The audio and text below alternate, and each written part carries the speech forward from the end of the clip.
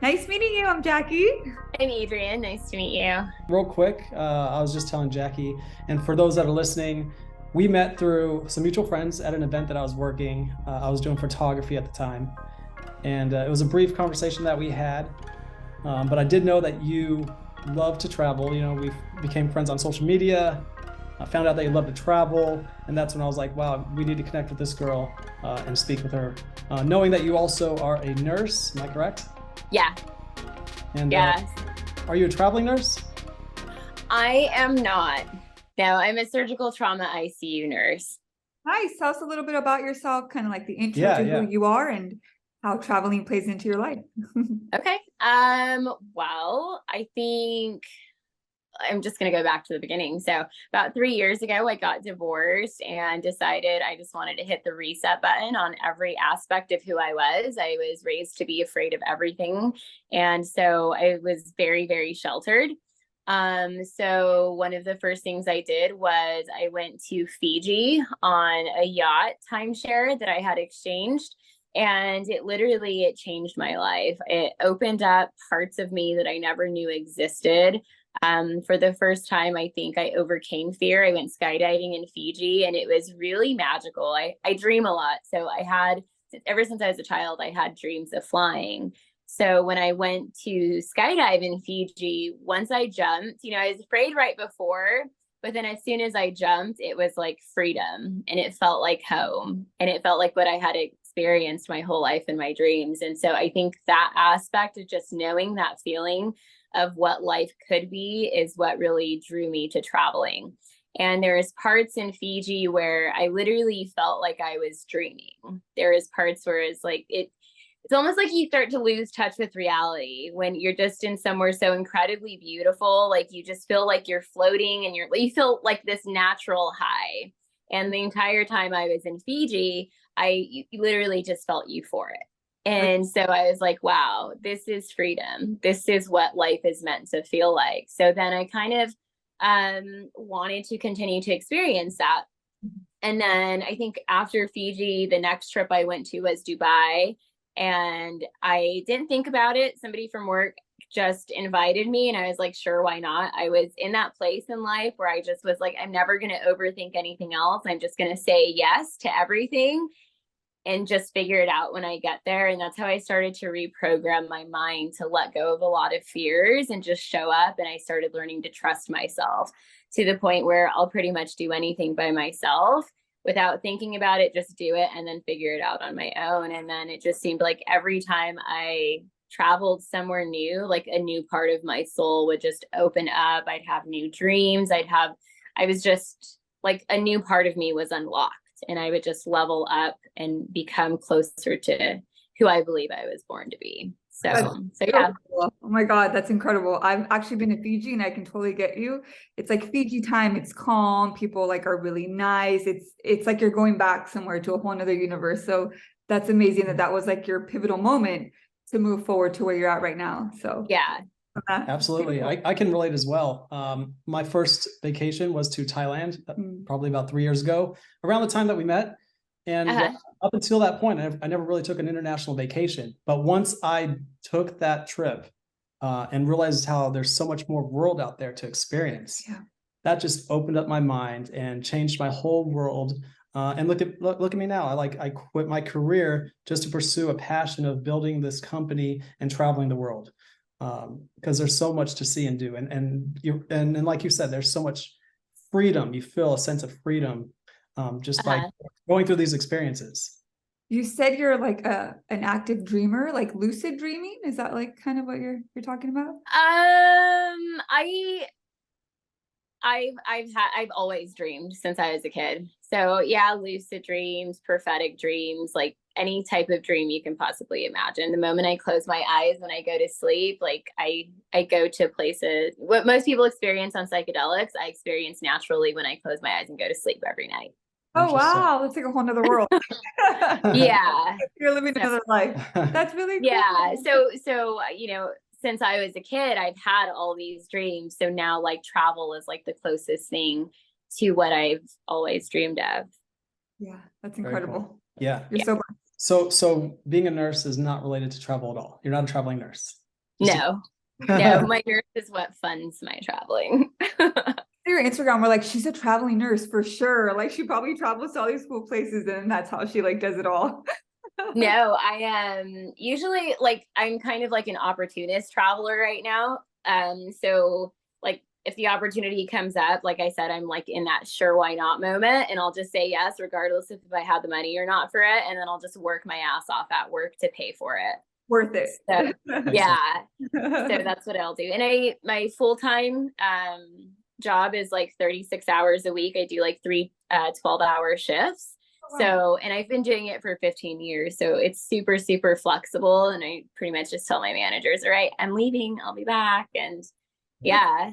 I love that you have that balance, because if you don't do that and you stick to the monotony of like working, you know, the 9 to 5, you don't get to really like experience the essence of who you are. And I think you're tapping into that very well. And if the opportunities come, like, why not? So that's good that you're doing that. Yeah, exactly. You have that ability. Yeah. Now you've taken your knowledge and your experiences to create a company. Am I correct? So I do stuff on the side. I do a lot of like earth medicines. So I work with 2 companies that kind of like branched off of each other.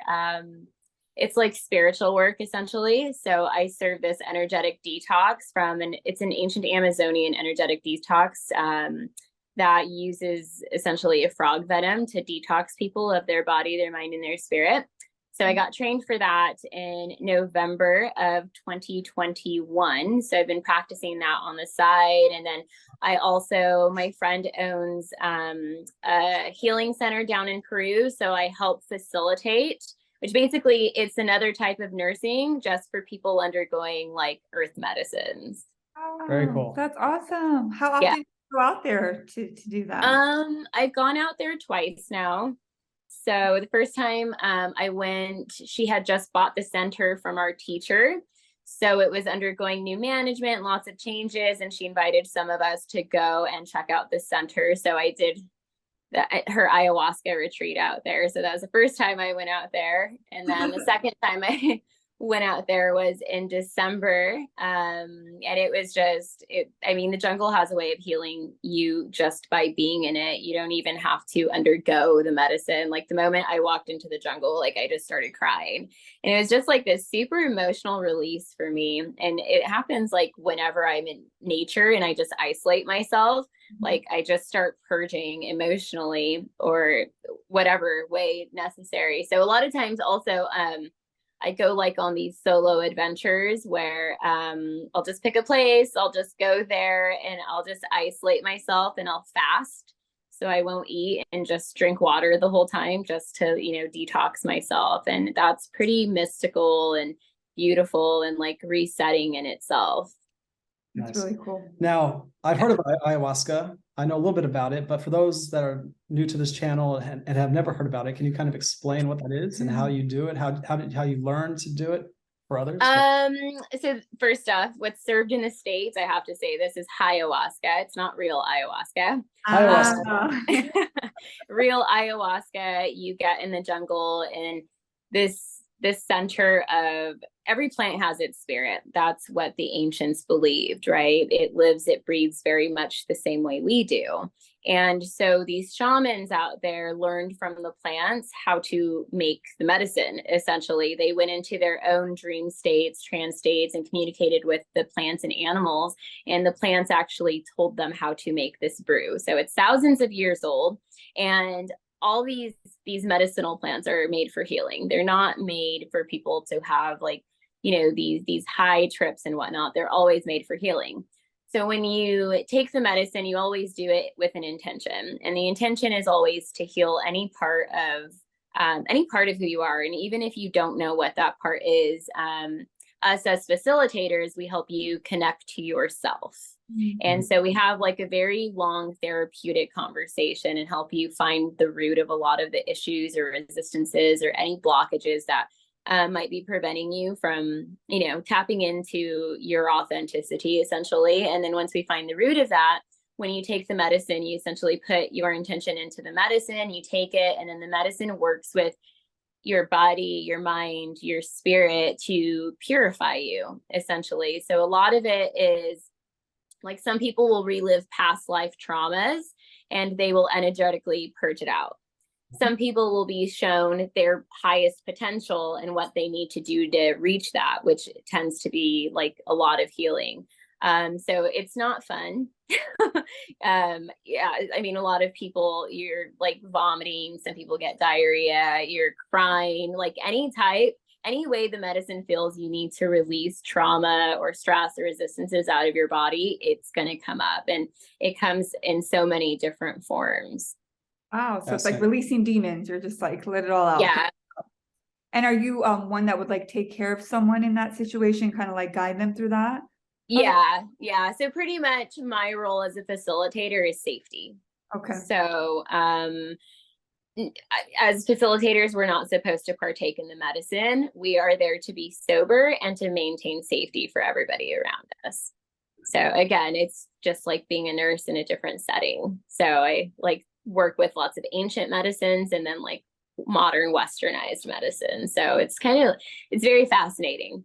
Yeah, that's intense. So let us know when we can find you in Peru. And I think I could use a little bit of that. Yeah, I'm going to be going in the summer at some point. That's so cool. Very cool. Wow. What is the name of your company? Kambokenaz. And is that the name on social media as well? Yeah. What does it stand for? Kambo. So Kambo is the name of the frog detox. Mm-hmm. And then Kenaz is actually the Nordic rune. So like the Scandinavian, the Vikings, they have their own alphabet, and each letter in their alphabet carries with it a specific energy. So the rune that I chose, Kenaz, is actually the rune of transformation. So a lot of these earth medicines, they help you transform yourself into the highest version of yourself. So they're called transformation medicines. And, you learn to do a lot of like inner alchemy and like integration. And by inner alchemy, I mean, it's learning to just change your perspective on the world. Most people think things are done to them, but the reality is a lot of the things are done for us. They're opportunities for us to learn and to grow and to seize the lessons that we're meant to live. So that's kind of what all that means. That's really nice. The perspective, right? Just shifting, like how exactly being registered. Yeah. Yeah, exactly. Nice. I have a question as a female traveler, because you said you conquered the fear of traveling alone. What is your recommendation for a woman that hasn't, got to that level, and what would you suggest for them to do to get there? Good question. So, this is going to go really deep because this is what I've just reprogrammed myself to believe. Like, I believe you vibe your tribe. I believe in the law of attraction 100%. So I think your mindset, what you go into anything in life, you're going to attract. So when I hit my reset button, I basically surrendered to myself, and I said, what is meant for me is going to be for me. And I trust myself enough that I'm going to figure it out. So, normally I would be afraid. And when you enter a situation with fear, like everybody has the ability to sense fear, to sense anger, to sense happiness, to sense all of that. If somebody walks into a room pissed off and they have a smile on their face, you're going to know it's a fake smile because you can sense their energy. Everybody has that ability, right? So I think that conquering fear takes a lot of practice, and the more you do it, the better you get at it. That's how we gain wisdom, is through experience, and we gain experience through practice. So it's not something that just happens overnight. I mean, I'm 4 years in. So in that, I just kind of surrendered to it. And when I surrendered and didn't think about all the horrible things that could go wrong, all the right things started happening to me. The right people showed up, the right experiences showed up, the right places, everything just starts showing up for you when you don't start, thinking about all the things that could go wrong. Absolutely. And so, I mean, one of the first places, after 2020 was my year. Like, that was the best year of my life. Divine intervention. Yeah. So I was supposed to go to Ireland with these 5 girls from work, and it was for St. Patrick's Day. And then right the night before, they all backed out. And I was like, they're like, what if we get quarantined? What if our flights get canceled? We can't afford all that. And I was like, but what if none of that happens? Yeah. Like, we already paid for everything. I've got the next 2 weeks off. And I'm like, you know what? Fuck it. I'm going to go. I'm going to do it. There you go. And, and so I went, and first time I ever traveled alone. The whole country was on lockdown. I ended up having, all my tours were canceled. I ended up having to rent a car. And I just decided, I mean, I was scared. I didn't have very good phone service, but I just drove around the country, and, you know, every now and then I'd be like, what if I get a flat tire in this deserted road, but I have no phone service? What's going to happen? I'm like, okay, I'm going to have to walk myself out of it. And I didn't have any, like, I had 2 gas station meals in 5 days because everything was closed. Jesus. But then afterwards, like, I didn't get a chance to go to Scotland and England because by day 5, the level of travel like increased to level 4, where they were saying all American travelers like have to come home right now, or they were going to like close the border. So it's like, okay, now it's time to go home. Yeah. So I'm still out there for about 5 days. And then I came home. But when I came home, I was a new person. I was like, all that fear was for nothing. And I found myself, and I trusted myself. And I was like, I can do anything. I don't need anybody to travel with me. Like, I just survived that. Right. And then, so I was in that mindset. And then for my birthday in May, I went to Mount Shasta alone. And I saw a picture of a waterfall, and I really wanted to read a book under that waterfall. So I took my non-altering vehicle up this isolated mountain for like 15 miles, crossed 2 rivers in it. Oh my God. Out of sheer will. And then 2 miles before I hit my destination, there was like this stupid little patch of snow. And I was like, it's not that much. And so I tried to plow through it, and I got stuck. Oh my and God. I was like, oh my God. And I started freaking out. And then I was like, no, I can get myself out of this. So I started digging. I did everything you can possibly think of to try and get myself out of the snow. I didn't have chains, nothing. Anybody out there? No, you're like, I was 15 miles up this isolated road. Oh my God. It was, yeah. So by the time 4 p.m. hit, I was like, I'm going to have to sleep in my car. Yeah. Like, I don't know what to do.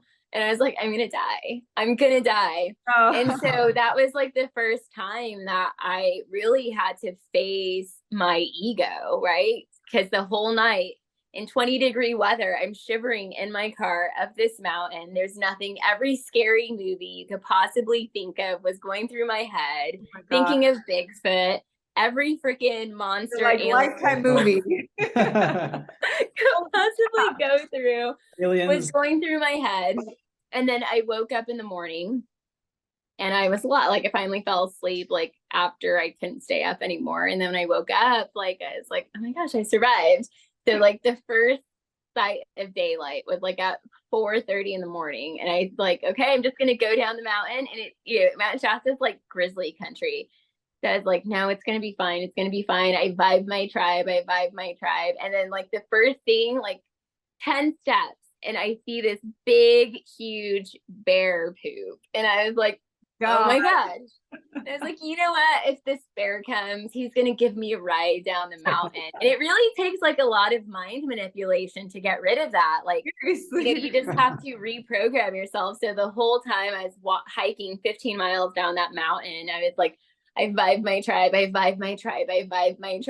And just trying to like keep myself, because I'm like, I don't want to attract an angry, fearful bear because I'm angry and fearful. I want to attract a happy, playful, loving bear. So I just worked really hard to get my mind to that state, and just looking back and laughing at myself, whatever I could do to induce my own laughter is how I was able to like elevate my emotions and see the best in it. Oh my gosh, that's so crazy. Yeah, so that was like my second experience, and then I overcame that. And then after that, I'm like, you know what? I'm gonna learn to scuba dive. So then in August, I went to Cancun alone, and I got my scuba dive certification, became good friends with the owner of the dive shop, Manta Dive Shop in Cancun. Shout out to him. And he just kind of took me under his wing and just took me in all these amazing dives. And then when my friends wanted to get certified, we went to him and he just gave us like these amazing experiences. But it's just like being open. And when you're open and you're not taking all your attachments and your judgments and your resistances with you, like the right things just show up for you. And then after that, I decided I wanted to go to Egypt in October, and nobody wanted me to go because it's a Middle Eastern country. And I was like, no, I'm going to go. What's meant for me will be for me. And it was, again, I've had dreams of Egypt. So as soon as I got there, I literally stood and watched the Great Pyramid and cried myself to sleep for 4 hours outside, because it was like literally everything I had ever dreamed of. So again, like the right people experiences showed up, and Egypt was amazing. And because it was right at the like plateau of COVID, there was no tourists. Like I was the only tourist, like probably in a large like play area. And so they kept saying like, oh my gosh, you're the first tourist we've had in like 7 months. And I was just so welcome. And I went to all the temples, all the pyramids, like everything. And I was the only one in there. And people kept saying that at any given time during the year, there's like hundreds of people just crammed in there and echoing and sounds. And I didn't get that. I had every temple to myself and got to spend as much time in there as I wanted to, and really got the opportunity to connect. And so after that, I was just like, you just do it enough times, you just go anywhere with an open heart. And when me and my friend travel together now, like we go everywhere, like with a blank canvas. And, again, people sense that. And when they sense that you don't have any judgment, any resistances, any of that, like people just mirror that back to you. Yeah. And so, I mean, we've worn booty shorts around Muslim countries and never felt uncomfortable or judged or anything like that. And it's not that we were doing it on purpose. It's just we were being our authentic selves, and we were accepted for who we are. And you said a really good point, like with all of these experiences, good or bad, you're letting go of your ego, right? And that's huge, because people sense that, they understand that selflessness of you just accepting what's coming. And I think you saying that just kind of places everything exactly how it should be, and why things are thriving for you the way that they are. So it's like, I need to give you a round of applause. Like, oh my God, the whole like snow thing, I would have panicked. I would have cried myself to sleep. I don't know what I would have done, but you're very brave. I think that's amazing. Yeah. I mean, it wasn't easy, but after, again, like every time I do it, it gets just a little bit easier. And then, eventually it becomes a skill. So you've done so many amazing, experiences in so many amazing countries. Which country is your favorite so far? Ooh,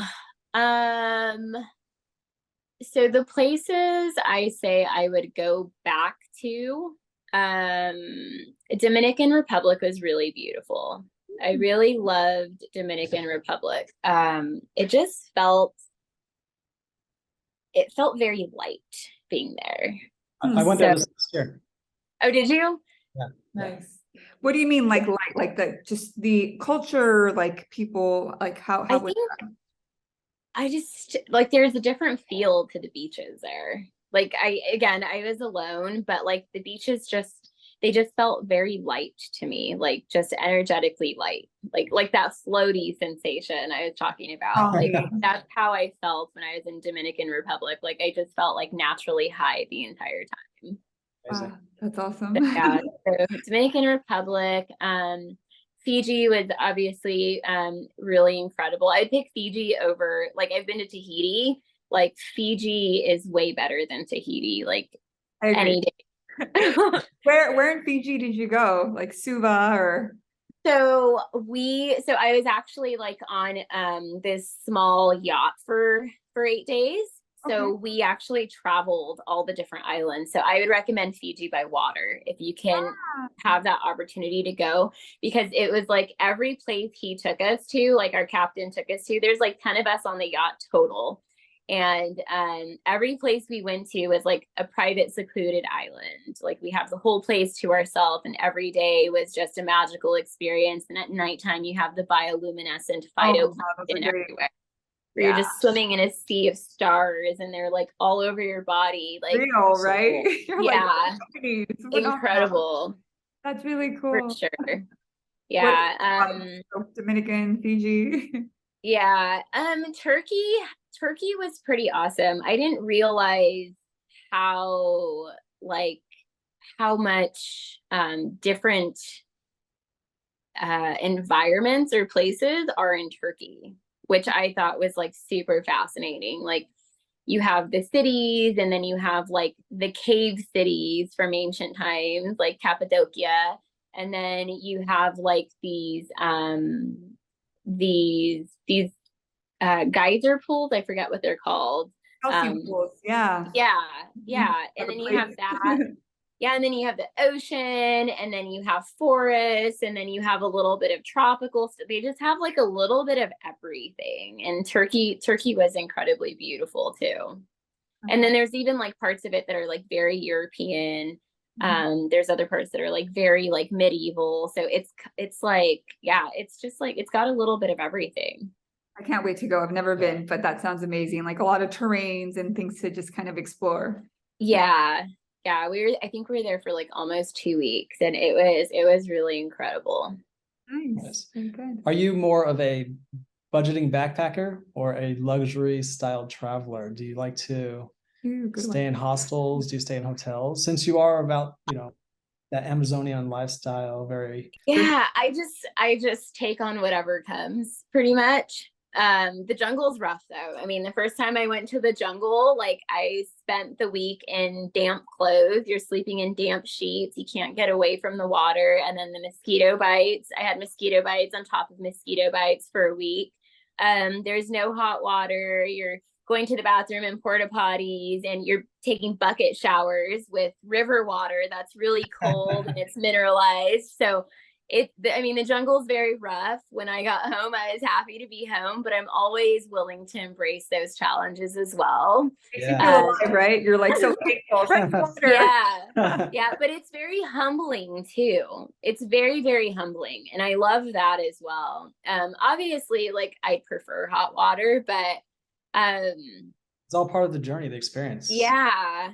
My destination is my journey. Like I don't try and focus on a destination in life. I just think my journey is my destination. Take it as it comes. Yeah, exactly. I intentionally try to get lost and go through the toughest situations sometimes, just to experience what the locals experience. He's like, bring it on. Food poisoning, cold temperatures. Yeah, I've done it all. Yeah, me too. I've actually, I'm a bit of a rebel too. So if there's a sign that says "Do not drink the water," I'll be like, "Watch me." And I've done it, and I've even traveled and done it, and I've never gotten sick. So I'm convinced it's all bullshit. You have a strong immune system. Yeah. You're a savage traveler is what I'm getting from you. That's and respectfully, I mean that very respectfully. No, I like it. Thank you. That's cool. What's your next adventure? Where are you heading to? I'm actually leaving to Costa Rica tomorrow. Beautiful. Oh my God. Yeah, so it's our first time going to Costa Rica. My first time. We had saw this Envision Festival, which is like a spiritual festival. It looks super incredible. So we bought our tickets in 2020, but it was canceled in 2021. And then in 2022, it was canceled again. So it looks like it's happening for 2023 finally. So we're going to go do that for like the first week. And then the next 5 days, we're going to road trip up the country and go to a bunch of really beautiful sites that we plan on exploring. Very nice. So, I love it. I think your like energy matches that country. I can definitely see you loving that. Yeah. I'm super excited to go for sure. And by the way, like if you fly out of TJ, it's incredibly cheap. Yeah. And I just learned this myself. We bought our tickets for Cabo for like $30 to fly out of TJ, and the TJ the TJ airport, it's called CBX, and it's literally a part of the airport that's on the US side. It's easier than like LAX in my opinion. And I was like, oh my gosh, I'm buying tickets all year. So I paid $30 for my Cabo tickets, and then I decided to book a trip to go back to Cancun, and I paid $90 for those tickets. Oh, Wow. wow. And then I'm gonna go to Dia de los Muertos in Mexico City in November, and I paid $60 for those tickets. Oh my God, round Wow. trip. That's insane. Yeah. So like, where Yeah. do you park in like San Diego and like how like? I have some friends in San Diego. I'll just park at their house Okay, cool. and then just Uber to the airport for like $20-$30. That's an amazing tip. Yeah. Yeah. That's awesome. Yeah. I was like, oh my gosh, it looks like I'm exploring Mexico all this year. Yeah. And even like the tickets to like South America, they're pretty cheap as well. Mhm. Yeah. Wow. Out of TJ. I need to do that. But an hour from we're in are you in San Diego? We're in Long Beach, like LA area. So it's only I'm in Temecula. okay. So Yeah. further down. Yeah. That's cool. Yeah, for Yeah. sure. And then an opportunity to go to the Maldives came up. Mhm. I'm part of like this space group, people who go on like those yacht charters that I was talking about in Fiji. And a lady, I guess she was trying to sell her cabin because her family members couldn't go.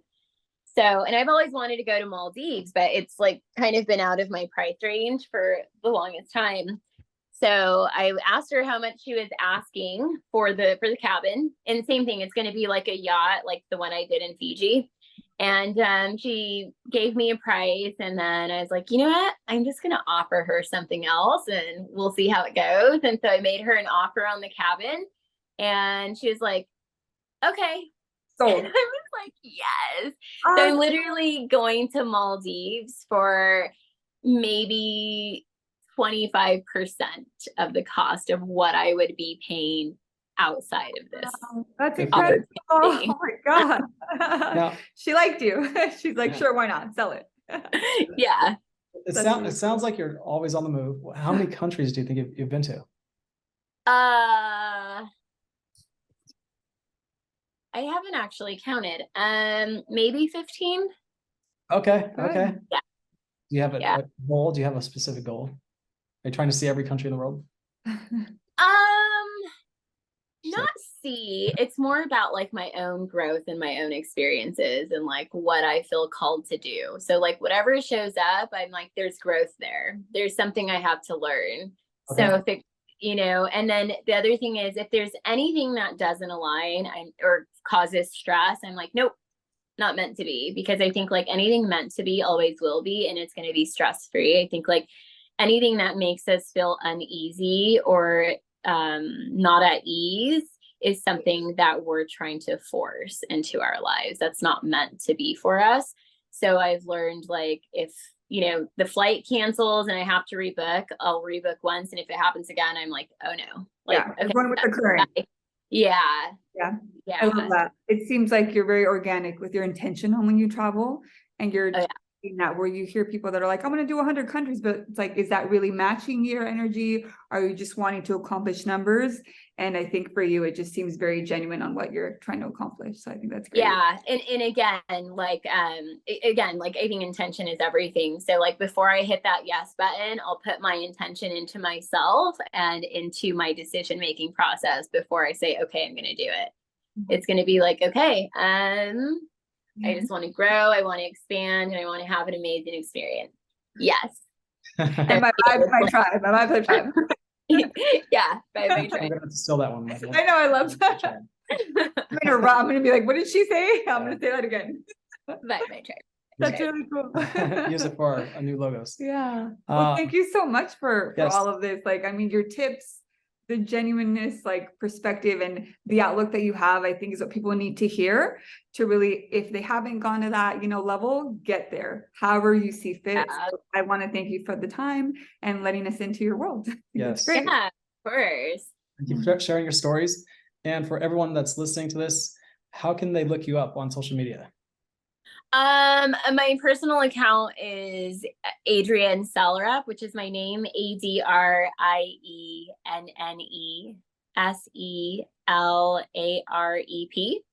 And then like my business account or my service account is kambokenaz, KAMBO, KENAZ.